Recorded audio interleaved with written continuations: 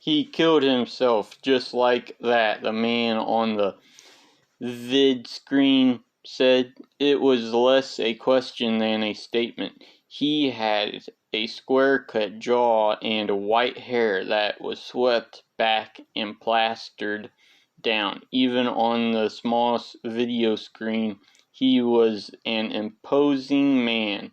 He was wearing a uniform, but his screen had been set to deter out his insignia to make it impossible to say just what branch of the service he was part of. That's what they tell me, sir. And Tanner, William Tanner, was head of the newly established Dredger Corp Chicxulub, the secret branch of the organization that had been set up hurriedly as soon as they'd had some indication that something was going on in the center of the crater. Tanner had a military background and specialized in running black ops through dummy corporations. He was running this one under the name Encodini. Enter the right command into the system at the right moment, and any sign of a connection to Dredge Corp would instantly vanish from the company files. Then Tanner would vanish and reappear under another name. So far, his operation had gone well, partly because of good luck, partly because he was very good at what he did, which was why he'd been with Dredge Corp for 10 years. He didn't know the name of the man on the screen. All he knew was that 3 days before he'd had a vid conference with Lenny Small, the president of Dredge Corp, who'd explained that they were bringing someone in from the outside. When Tanner asked who it was, Small had just smiled. No need for names, Tanner, he said. We flashed a vid still of the man onto Tanner's screen. Here's your man, he said. You tell him anything he wants to know. And you do anything he says. Once Small disconnected, Tanner had shaken his head. Why bring someone in from the outside? Just one more possible way for something to go wrong. Just one more hole he'd have to plunge after the operation was over. Small was getting soft in his old age, drinking too much, maybe getting sloppy, which put everyone at risk, which put him at risk. Tanner didn't like that. But when he saw the guy on the screen, first heard him talk, first heard the coldness of his voice, he realized that he'd misjudged his boss. This wasn't just anyone. This was military, someone who'd clearly seen a lot and knew better than any of them. What was going on privately? Tanner started thinking of him as the colonel, though he had no idea what the man's actual rank was, or if he even had the right branch of the service. He wasn't even possible to guess at where he might be. The background had been deliberately pixelated out, which lent an odd shimmer to the edges of the colonel's body.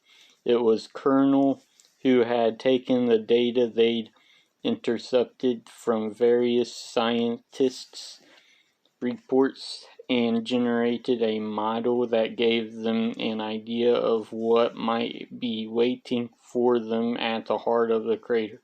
It was the Colonel who immediately had the security system replaced.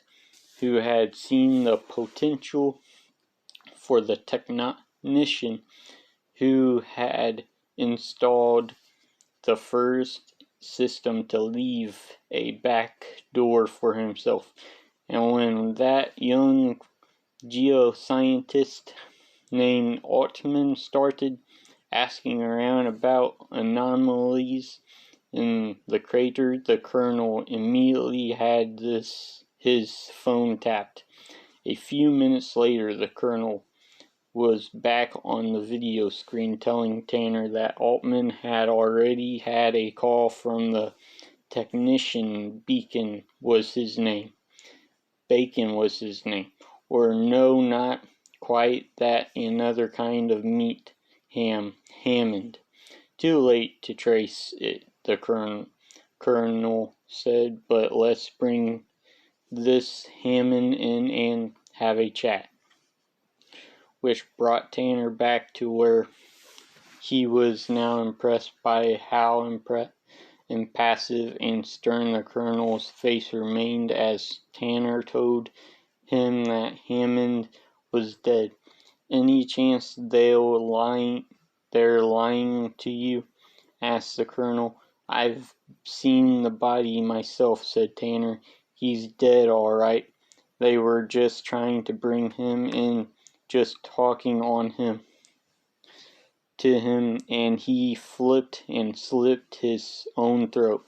He what? Slit his own throat? Almost sawed his head off. Just talking to him, you say, said the colonel. What's that supposed to mean?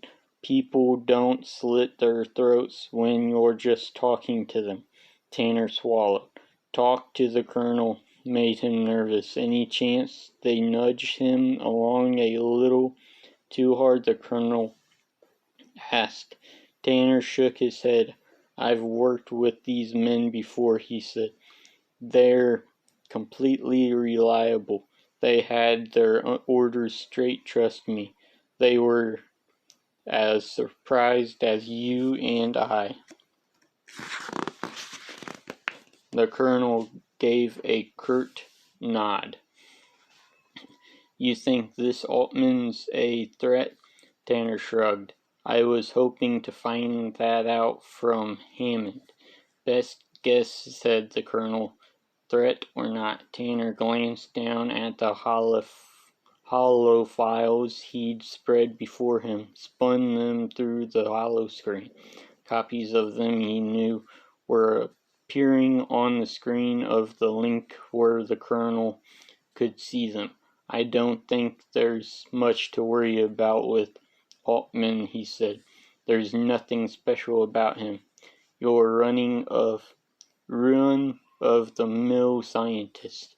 No Einstein. Not really the sort that stands out from the pack. In my experience, said the colonel, nobody stands out from the pack until they're given a reason to. It's not until then that you know whether they'll bend or break. I suppose so, said Tanner. In my experience, very few people ever get that far. The colonel nodded, lips tight, but if Altman does, Tanner thought about it. I don't know, he said. He doesn't seem to be the hero type. He's not likely to be an industrial spy for another corp, I don't think, and not likely to option to become one. He seems to have taken his current job exclusively so as to follow his girlfriend down to Chicxulub. Could be a good cover, said the colonel.